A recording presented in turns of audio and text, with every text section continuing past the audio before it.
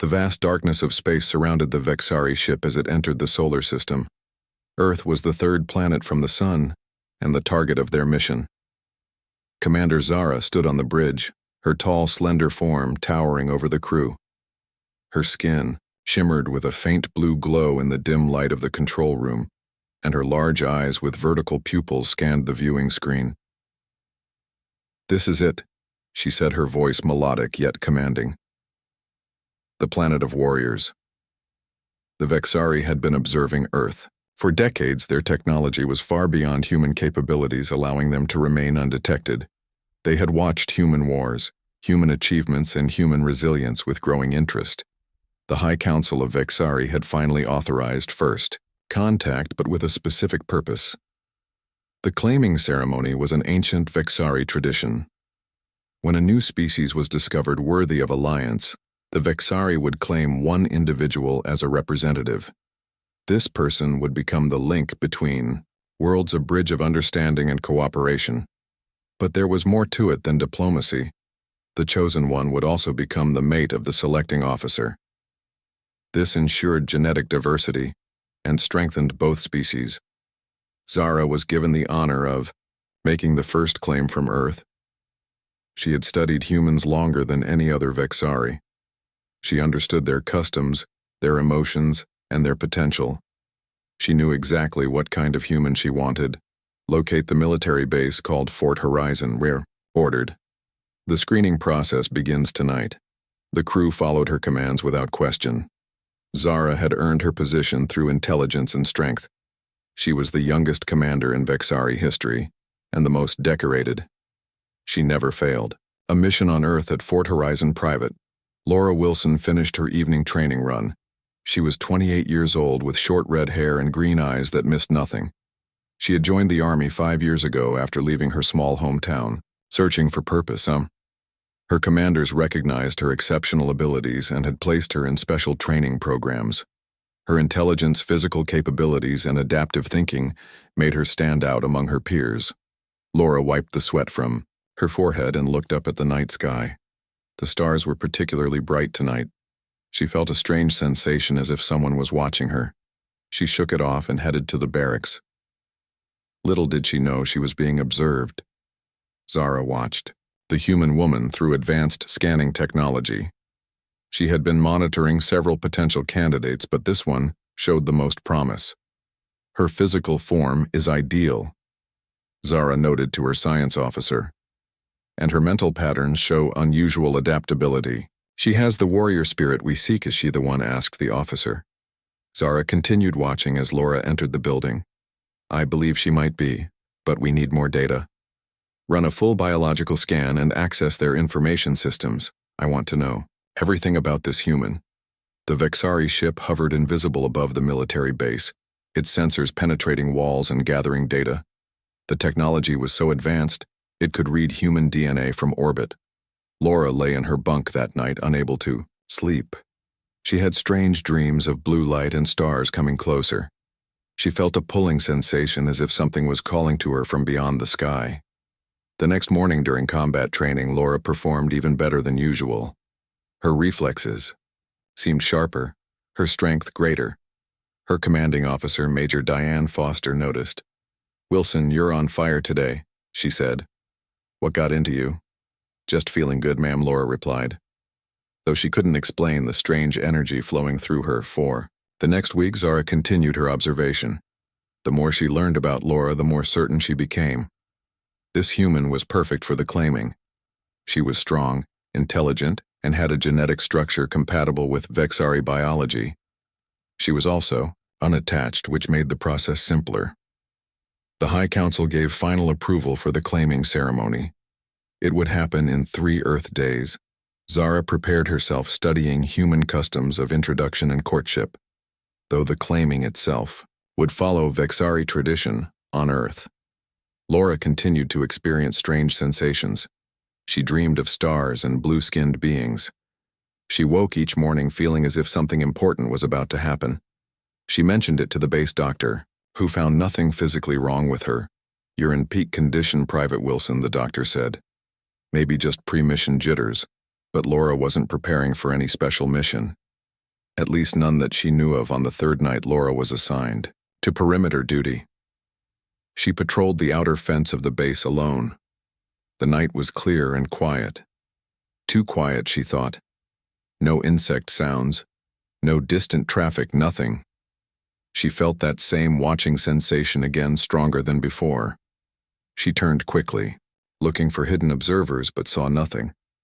The stars above seemed to pulse with unusual brightness. Laura gripped her rifle tighter and continued her patrol. The air in front of her shimmered like heat waves on a summer road. Laura stopped and raised her weapon. "Identify yourself," she called out, prepared for anything. Or so she thought. The shimmer intensified, forming a column of soft blue light. From within that light stepped a figure unlike anything Laura had ever seen. Tall, at least 7 feet, with blue luminescent skin, long limbs, and facial features that were almost human, but not quite. The being had large eyes with vertical pupils, no visible nose, and a small mouth. The head was hairless and slightly elongated. Laura kept her weapon raised, though her hands trembled slightly. "What are you?" she asked, her voice steadier than she felt. "I am Commander Zara of the Vexari fleet," the alien replied in perfect English, though her lips barely moved. "I have come for you, Laura Wilson." Laura kept her weapon trained on the alien being, though she knew instinctively it would provide little protection against such advanced technology. The blue-skinned woman regarded her with calm interest. "What do you mean you came for me?" Laura demanded. "Are you threatening this base?" Commander Zara made a gesture that might have been a smile. "I come in peace, Laura Wilson. I have chosen you for the claiming ceremony. You are to be my prize, and the first human to join the Vexari Alliance." Laura frowned. "I am not a prize. And I have duties here. I can't just leave." "You misunderstand," the alien replied. "The claiming is an honor, the highest one my people can bestow. You have been selected from all humans on this planet as the most worthy representative of your species." Before Laura could respond, her radio crackled with static. Major Foster was requesting a check-in. Laura hesitated, looking between the radio and the alien. "They cannot help you," Zara said calmly. "This conversation exists in a time bubble. Your people perceive only seconds passing while we speak." To demonstrate, Zara gestured toward the base.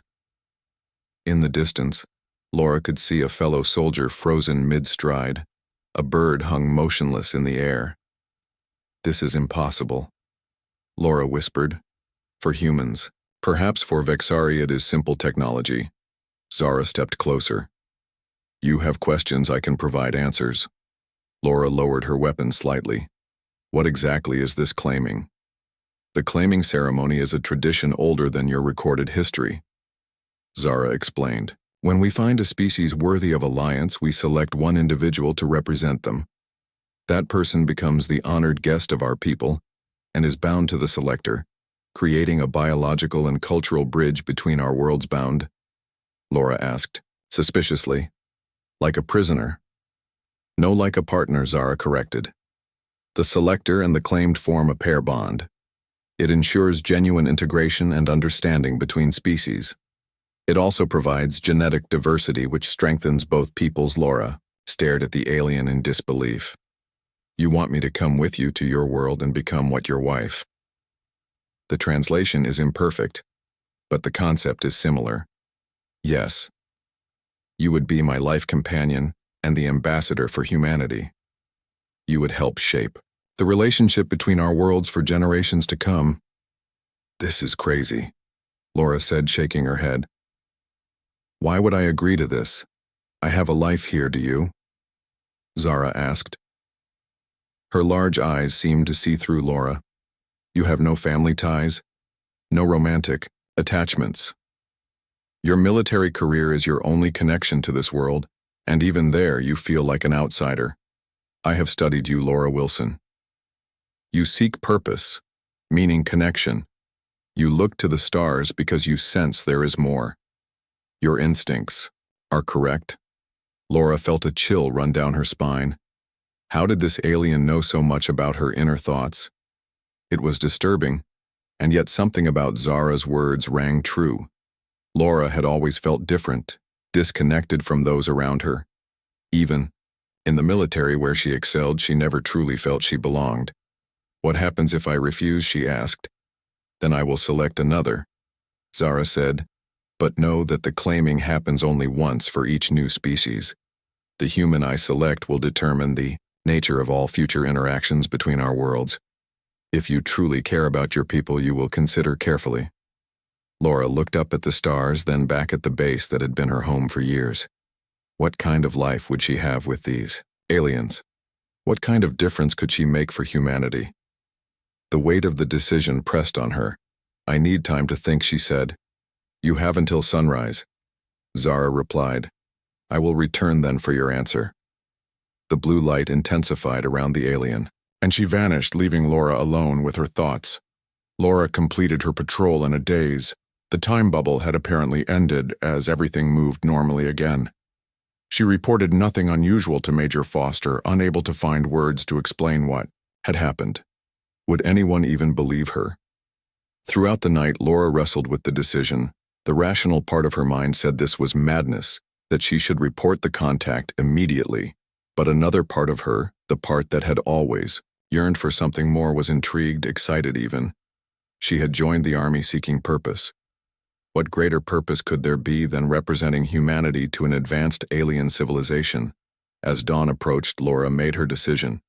She wrote a letter of resignation citing personal reasons and left it on Major Foster's desk. She packed a small bag with personal items and walked to the edge of the base where she had met Zara the night before. The morning sky was turning pink when the air shimmered again. The blue light appeared and Zara stepped forward. "Have you decided, Laura Wilson?" she asked. Laura took a deep breath and nodded.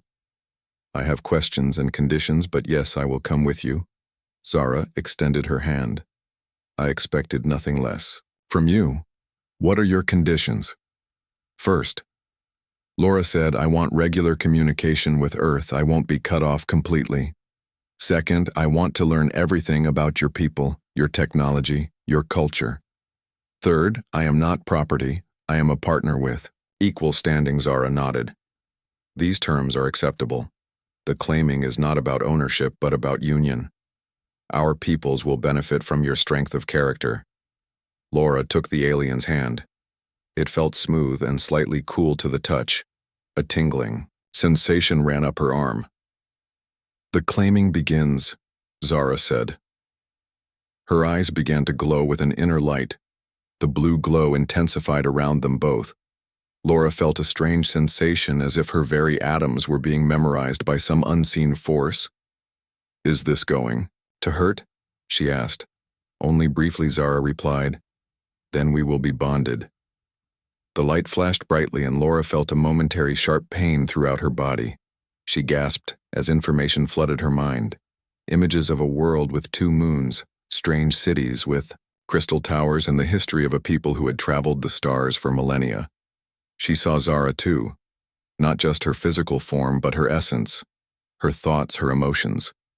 The light faded, and Laura stood on what appeared to be the bridge of a spaceship. Alien crew members turned to look at her, some with curiosity, others with what might have been respect. "Welcome to the Nexus, Laura Wilson," Zara said, her voice now somehow familiar in Laura's mind. "The claiming is complete. You are now part of the Vexari, and I am part of humanity." Laura realized she could sense Zara's thoughts just as Zara could sense hers. The bond was real and far more profound than she had imagined. "I can feel you in my head," she said wonderingly. "And you," Zara replied. "It is how the bond works. We are separate but connected. Now your education begins." The Vexari ship accelerated beyond Earth orbit, moving faster than any human vessel could travel. Laura watched her home planet shrink to a blue marble, and then to a distant point of light. She felt a strange mixture of excitement and fear. What had she gotten herself into? "Your world will still be there when you wish to visit it," Zara said, sensing her thoughts. "The journey to Vexaria takes 20 of your days, but we can return whenever necessary." Laura turned to face the alien commander, who was now somehow connected to her mind. "How much of my thoughts can you read?" she asked. "Only surface emotions and directed thoughts," Zara explained. "The bond does not remove privacy. It simply facilitates understanding. When you wish to share a thought, you can project it to me. As you learn, you will be able to shield your mind from the connection when desired. Laura nodded, trying to adjust to this new reality. She noticed the other crew members watching her with undisguised curiosity. "What are they thinking?" she asked.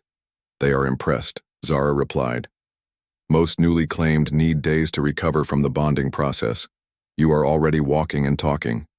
It confirms my choice was correct." A tall Vexari approached and bowed slightly to both of them. "This is Zeno, my second in command," Zara introduced. "He will show you to your quarters, while I set our course." Laura followed Zeno through corridors that seemed to glow with inner light. The ship was massive and unlike any human design. The walls curved organically and everything had a slight luminescence. "Your adaptation chamber is prepared," Zeno said, his voice deeper than Zara's. "You will find it comfortable during the transition. Laura asked. "The bonding changes. Both parties," Zeno explained. "You will develop certain Vexari traits as Commander Zara will develop human ones. It is not painful, but it can be disorienting. The chamber helps stabilize the process." Laura felt a flutter of panic. "What kind of changes?" "Nothing that alters your essential self," Zara replied in her mind, sensing Laura's alarm. "You remain human but enhanced. Better vision tolerance to different atmospheres, extended lifespan. The bond makes these gifts possible." Laura arrived at what appeared to be living quarters, though, unlike any she had seen. The room was spacious, with curved walls and furniture that seemed to grow from the floor. A large window showed the stars streaking by as they traveled. "Rest," Zeno advised. "The first day is the most difficult, Commander Zara. We'll join you soon." After Zeno left, Laura explored the room. A basin produced water when she waved her hand over it. The bed, if that's what it was, adjusted its shape when she sat on it. A panel on the wall displayed symbols she couldn't understand. Laura felt suddenly exhausted. She lay down on the bed, which molded comfortably to her body. She closed her eyes just for a moment. She dreamed of strange worlds and alien cities. She saw battles between ships in deep space and peaceful meetings between different species. She experienced memories that weren't her own. Zara's memories. A childhood on a world with 2 moons. Training to become a commander. The first solo flight among the stars. Laura woke to find Zara sitting beside her. The alien woman was watching her with those large vertical pupilled eyes. "How long was I asleep?" Laura asked. 2 Earth days, Zara replied. "It is normal. The bond requires energy to establish itself." "How do you feel?" Laura considered the question. She felt different somehow. More alert, more aware. She could sense the ship's engines humming through the floor. She could see details in Zara's face she hadn't noticed before. "Different," she said. "I feel different. The changes have begun." Zara said. She held out a reflective surface. "Look," Laura gasped at her reflection. Her eyes had changed. The pupils were slightly elongated. Not fully vertical, like Zara's, but no longer fully round. Her skin had a very subtle bluish undertone visible only in certain light. "What have you done to me?" she whispered. "Given you gifts," Zara replied. "Your vision now extends into spectrums humans cannot normally see. Your lungs can process different atmospheric compositions. Your cellular structure is reinforced, making you more resistant to injury and disease. These changes will help you survive on Vexaria and other worlds." "And what about you?" Laura asked. "Has the bond changed you too?" Zara nodded and pointed to her eyes, which now had a hint of round human pupil within the vertical slit. "I have gained some of your adaptability, your emotional processing, your intuitive thinking. Already I understand my crew in ways I never did before." The bond benefits both parties equally. Over the next several days, Laura learned about the Vexari civilization. They were an ancient species that had achieved space travel thousands of years before humans had invented the wheel. They had encountered hundreds of other intelligent species throughout the galaxy, forming alliances with some and avoiding others. The Vexari were not conquerors, Zara explained as they shared a meal in Laura's quarters. We are explorers and diplomats. We seek knowledge and understanding. We fight only when necessary to protect ourselves or our allies. Why Earth? Laura asked. Why now Zara set down her eating utensil. Humanity has reached a crucial point in its development. You have the technology to destroy yourselves or to join us among the stars. The claiming is our way of guiding promising species through this dangerous transition. By bonding with you, I can better understand humans and help guide peaceful first contact. So I'm like training wheels for humanity, Laura said with a small smile. Zara tilted her head in confusion. A reference. I do not understand. Laura explained the concept, and Zara nodded. In a way, yes. But you are much more. You are the first human to travel beyond your solar system, the first to bond with another species. You will help shape how our peoples interact for generations as they traveled. Laura learned more about Vexari culture, their history, their social structures. She learned their language helped by the bond which made the process much faster than normal. She also began to understand the significance of the claiming. Zara was not just a commander, but a member of the High Council, one of the leaders of her entire civilization. She had chosen Laura personally after studying thousands of human candidates. Why me? Laura asked one evening as they watched the stars from the observation deck out of everyone on Earth. Why did you pick me? Zara was silent for a moment. The official criteria include genetic compatibility, adaptive intelligence, physical capability, and psychological resilience. You ranked highest in our assessments, and unofficially. Laura pressed, sensing there was more. Zara turned to face her.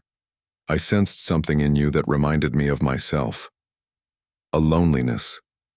A feeling of being different from your own kind.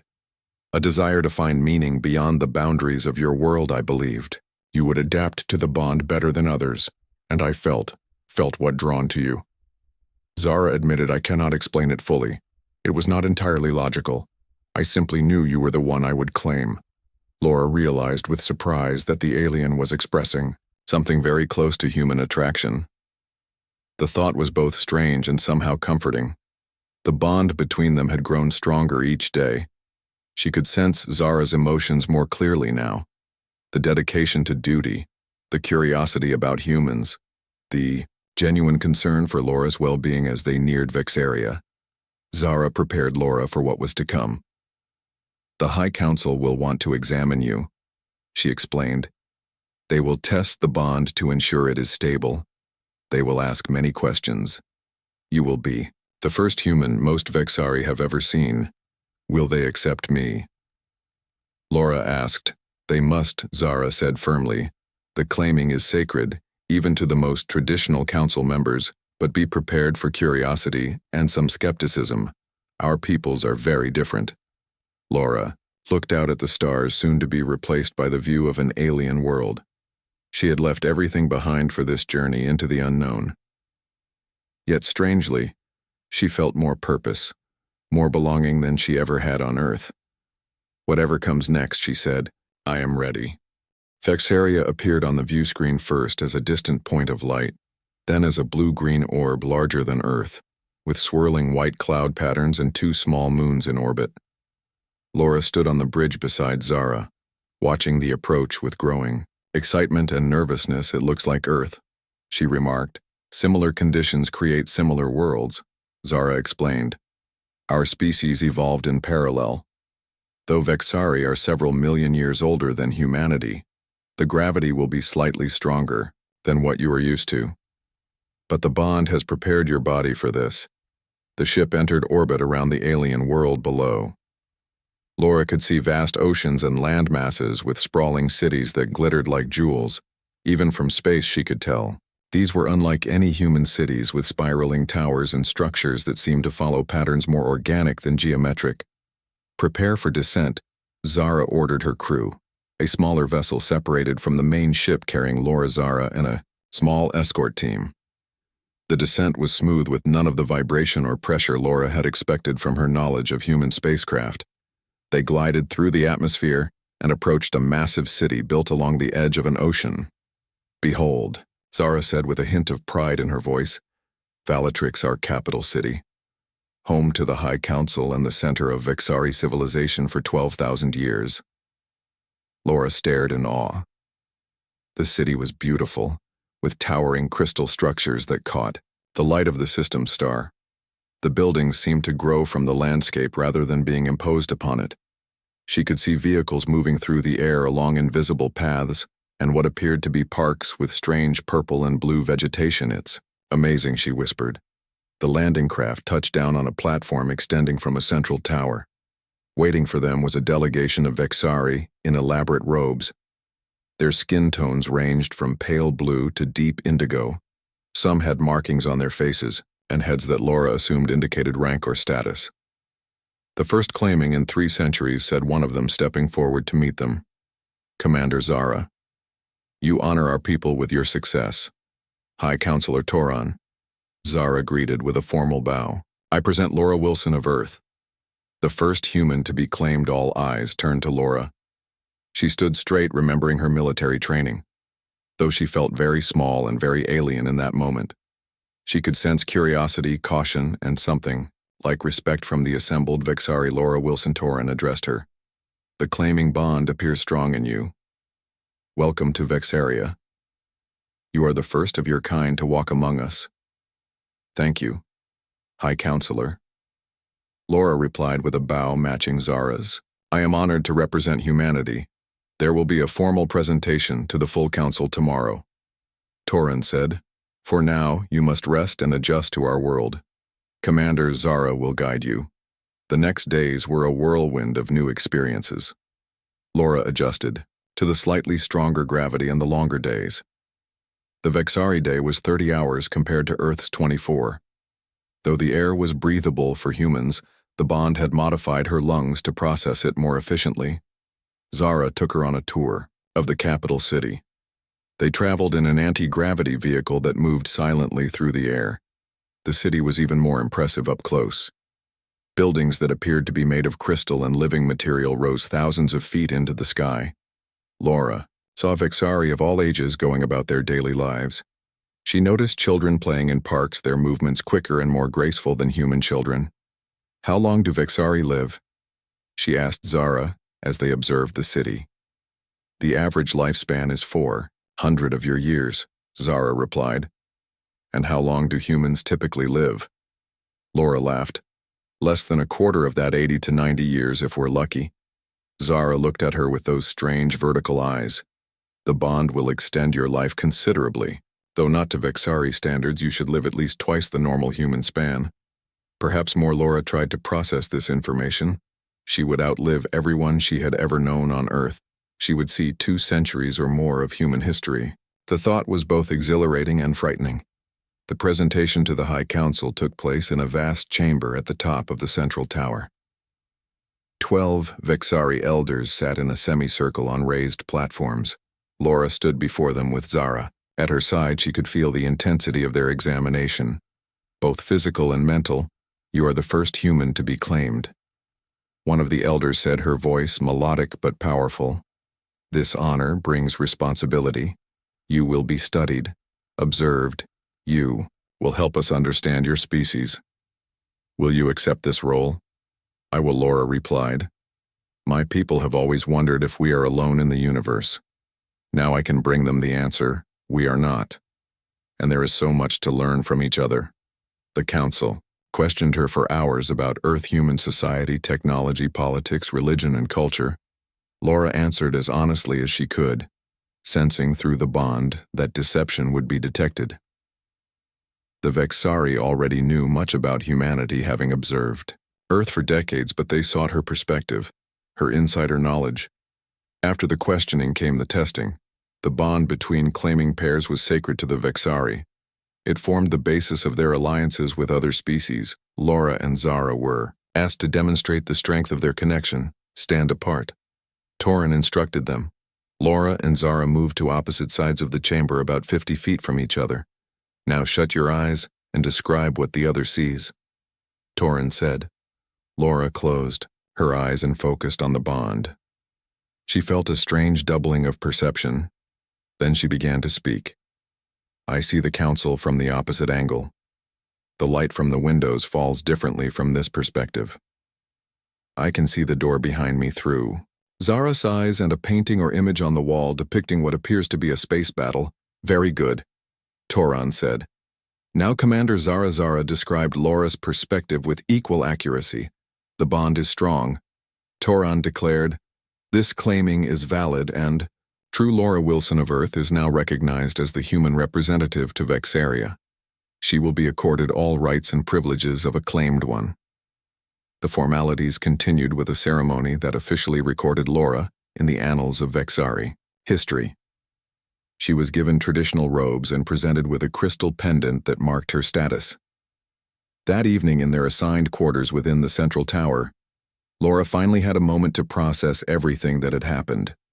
The room was luxurious by any standard with views overlooking the city and comfortable furnishings adapted for human physiology. Are you well? Zara asked. Sensing Laura's emotional turmoil, it's a lot to take in. Laura admitted, I keep thinking about Earth, about the people I left behind. They don't even know where I am, or if I'm alive. We can send a message, Zara offered. Your government will be contacted soon as part of the formal introduction process. You can include a personal communication. Laura nodded gratefully. What happens now, she asked. After all the ceremonies and presentations, now the real work begins. Zara said, you will learn our ways and teach us yours.